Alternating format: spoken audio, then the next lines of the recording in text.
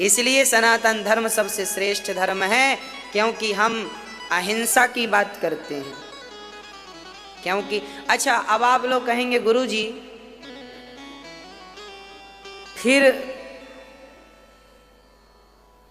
जब हम कामाख्या माता मंदिर जाते हैं गुवाहाटी, तो वहां तो बलि चढ़ती है,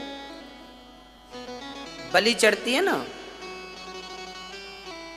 अब हिंदू धर्म में लिखा है बलि नहीं चढ़नी चाहिए, किसी को मार, अहिंसा ही परमो धर्म, पहला सूत्र ही है। तो फिर ये बकरे की बलि क्यों चढ़ाते हैं भाई हिंदू लोग? आप कलकत्ता जाइए, कलकत्ता में भी जो महाकाली का मंदिर है वहां भी बलि चढ़ती है, खून ही खून डला रहता है। फिर क्यों? एक तरफ हम बोल रहे हैं कि हमारे धर्म में बलि नहीं चढ़ती और दूसरी तरफ मंदिरों में चढ़ रही हैं बलियां। ये क्या बात हो गई? दो तरह की बात हो गई। आओ हम इसको एक तरह की करते हैं। देखिए होता क्या है, हमारे यहां लिखा है मां भगवान होती है, मातृ देवो भव, पर फिर भी बेटे माँ बाप पर हाथ उठाते हैं। आज यदि उठाने वाले हैं तो ये कौन लोग हैं? जो वेद को मानते ही नहीं। अब जो मानते ही नहीं वो तो मनमुखी हो गए, जो मन आए सो करो। तो ये जो मंदिरों में बलि चढ़ाने वाले लोग हैं ना, ये वही लोग हैं जिन्होंने किसी की बात मानी ही नहीं। जब आपके बेटे आपका उल्टा करते हैं, आपका कहा हुआ, तो फिर भारत में 135 करोड़ लोग रहते हैं, सबको थोड़ी समझाया जा सकता है। आप जैसे समझदार सब हो जाएं तो फिर भारत में दंगे ही काय को हों। जिनको नहीं समझाया गया या नहीं समझे वो खुद जानकर वो फिर बकरा चढ़ा रहे, उनको तो मांस। अब हमारे हिंदू तो गाय भी खाते हैं। अभी कुछ दिन पहले आपने देखा होगा, टीवी पे था, कांग्रेस के सारे नेताओं ने गाय को मारा फिर उसको खाया। टीवी पे आई थी ये न्यूज। केरल में किससे छिपी हैं ये बातें? कांग्रेस पार्टी के नेताओं ने गाय को बीच बाजार में पकड़ा, सबके सामने मारा और सबके सामने गाय को पकाया और खाया।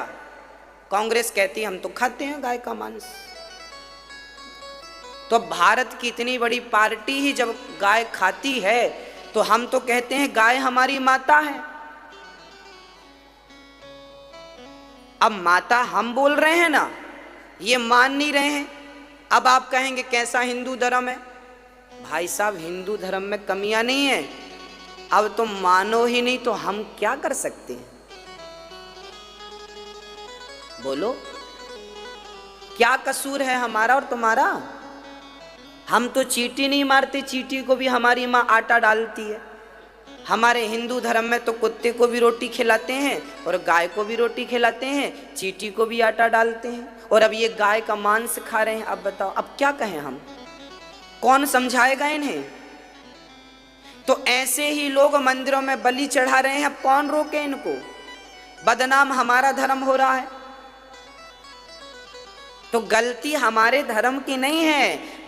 जो बच्चे ऐसे निकल गए जो वेद विरुद्ध काम कर रहे हैं, ये उनकी करतूत है। अब क्या कहें हम?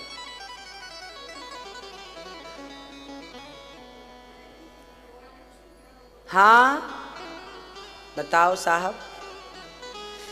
तो हिंदू धर्म गलत नहीं है, हमारी संस्कृति अहिंसा का पाठ पढ़ाती है। हम किसी का बुरा, हिंदू धर्म से एक आवाज निकलती है, विश्व का। ये आवाज कहां से निकलती है? हिंदू धर्म से। हो केवल हिंदू है जो विश्व के कल्याण की सोचता है।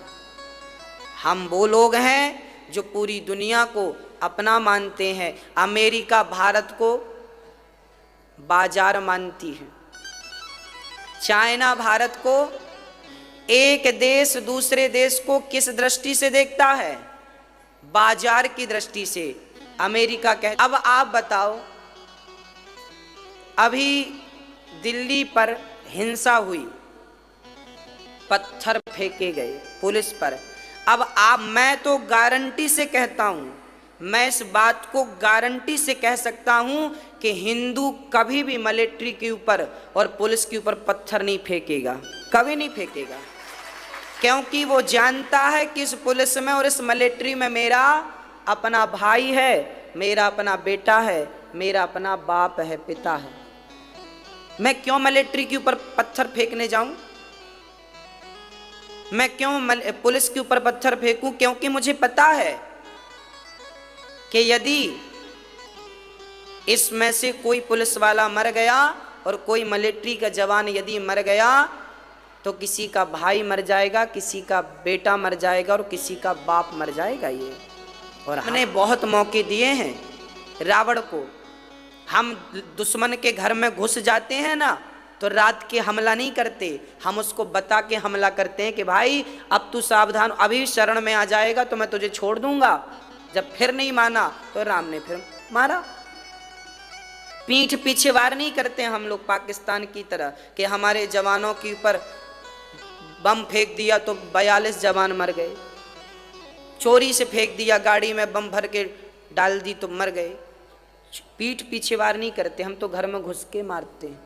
तो युद्ध हुआ था, इतिहास बोल रहा हूं मैं। जब महाभारत हुआ था ना तो दुर्योधन के पास कृष्ण शांति का प्रस्ताव लेकर गए थे कि दुर्योधन युद्ध करने से कोई फायदा नहीं है, बेटा शांति से काम कर लो। हाँ, शांति से काम कर लो, लड़ाई झगड़ा में कुछ नहीं रखा। दुर्योधन ने नहीं माना। जब दुर्योधन ने नहीं माना तो महाभारत हुआ। अब नहीं मान रहे हो तो क्या उपाय है फिर? आओ, हम तुमसे शांति की बात करते हैं पर तुम नहीं मानोगे तो फिर ये मत सोचना कि हमसे लड़ना नहीं आता। हमारे हर देवी देवताओं के पास कोई ना कोई अस्त्र शस्त्र है। हमारे गुरुजनों ने अर्जुन को गांडीव चलाना किसने सिखाया? हमें वेद तो सिखाते हैं पर वेद के साथ साथ शास्त्रों में ये शिक्षा भी है कि तुम्हें अपनी रक्षा कैसे करनी है दुश्मनों से। तुम्हें धनुष चलाना, तुम्हें तलवार चलाना, लाठी चलाना, भाला चलाना, ये भी हमारे शास्त्रों में सिखाया जाता है ताकि तुम अपनी रक्षा कर सको। ये स्वयं की रक्षा के लिए। हाँ, आप अपने बच्चों को कहें कि आत्मनिर्भर बने, आत्मरक्षा करें, अपनी रक्षा करें। लाठी चलाना हमारे यहां सिखाया, ये भारत की पुरानी परंपरा है लाठी चलाना। लाठी चलाते हम लोग, ऐसी लाठी चलाते कि तलवार भी नहीं। आप जाइए निवाण में जाइए, आज भी वहां लाठी की पूजा होती है। राजस्थान जाइए, आज भी वहां लाठी डंडे की पूजा होती है, क्योंकि किसी जमाने में तलवार अस्त्र शस्त्र नहीं होते थे, इसी से युद्ध लड़े जाते थे, है ना। तो ये हमारी प्राचीन परंपरा है। महाराणा प्रताप तलवार चलाते थे, झांसी की रानी तलवार, पहले हमारी माताएं तलवार चलाती थी और इसलिए नहीं चलाती थी कि हम किसी को मारते हैं ना, आत्मरक्षा के लिए लेके चलते हैं। राम जंगल गए, वस्त्र आभूषण तो त्याग दिए थे पर धनुष नहीं त्यागा था।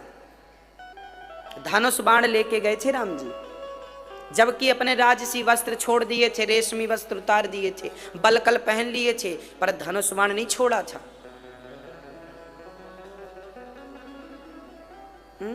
अभी दिल्ली के दंगे में किसी हिंदू भाई को इतनी चाकू मारी, अभी वो मिला, उसका नाले में शव मिला, अंकित नाम था। 400 चाकू मारी हैं।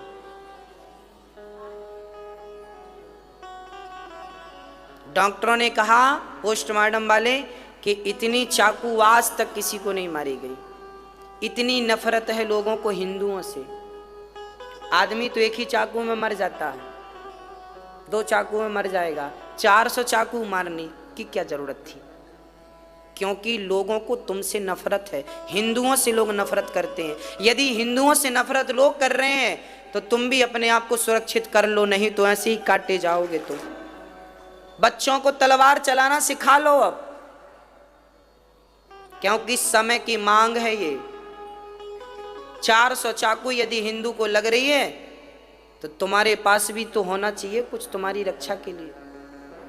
मैं ये नहीं निवेदन कर रहा हूं कि तुम अहिंसा पर उतर आओ, तुम हिंसा पर उतर आओ ना, आत्मरक्षा की बात कर रहा हूं। यदि तुम्हारे ऊपर कोई वार करे पलट के तुम जवाब दे सको। और जब तुम्हारे बच्चे काटे जाएंगे ना, तो दिल्ली में काटा गया अंकित पुलिस आई नहीं आई रक्षा, फिर भी शिशुपाल की 100 गालियां सुन ली। सुदर्शन था कृष्ण के पास, फिर भी 100 गालियां सुन ली। हम संयमी लोग हैं, हम धैर्यवान लोग हैं, और जब तुम धैर्य की चरम सीमा पार कर दोगे तो हम अपना सुदर्शन निकाल के, आप अपने बेटों को लाठी भांजना सिखाइए, सिखाइए, क्या प्रॉब्लम है?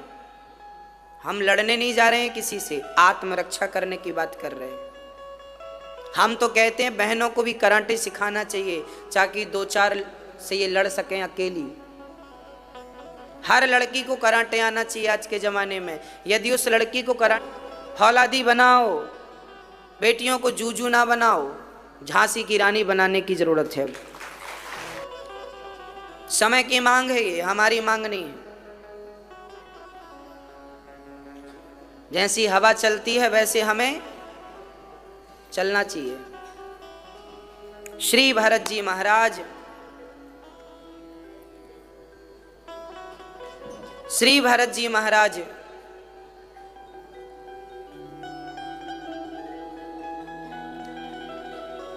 आज सारा मन भगवान में लगाते हैं। एक दिन सिंधु सौवीर देश का राजा वहां से गुजरा, रहुगण राजा रहुगण वहां से गुजरा। अचानक एक कहार बीमार पड़ गया। जब बीमार पड़ा,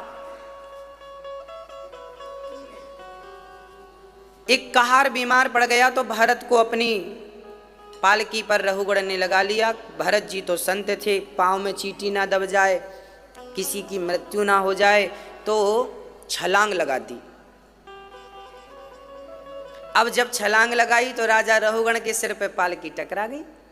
देखते हैं कि चींटियां फिर छलांग लगाई। अब की बार इतनी बड़ी छलांग लगाई कि राजा रहुगण की पालकी सिर पे टकराई और रक्त बहने लगा, लहू आ गया।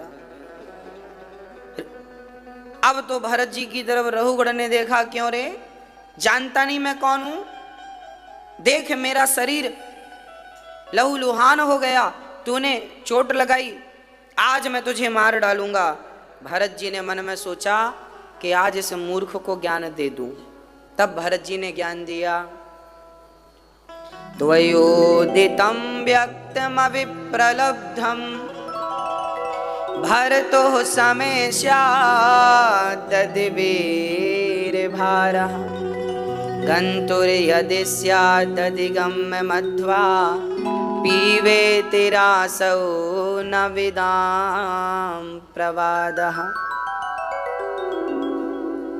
श्री भरत जी महाराज ने कहा, राजन, तुम हमें कह रहे हो मार डालेंगे, तुम हमें क्या मारोगे? मैं शरीर नहीं हूं, मैं आत्मा हूं। आज मैं थोड़ा सा बोध करा दूं आपको। शरीर अलग है, आत्मा अलग है। कैसे?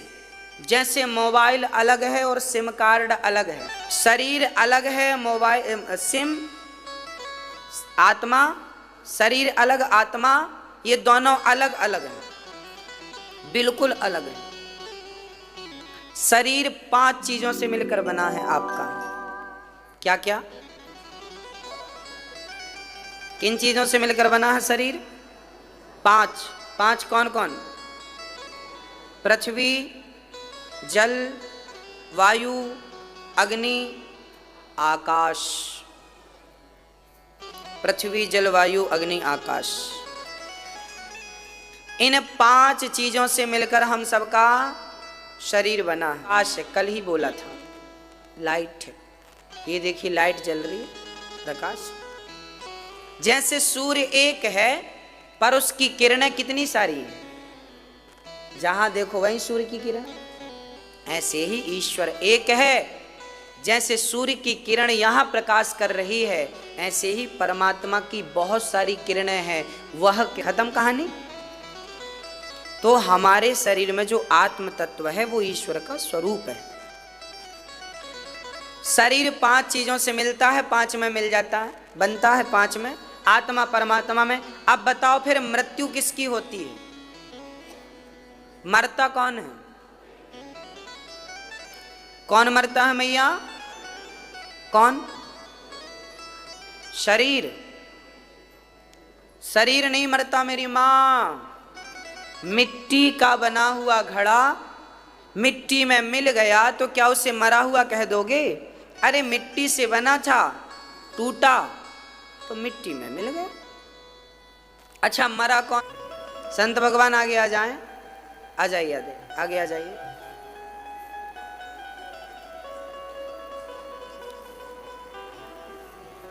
आ जाइए।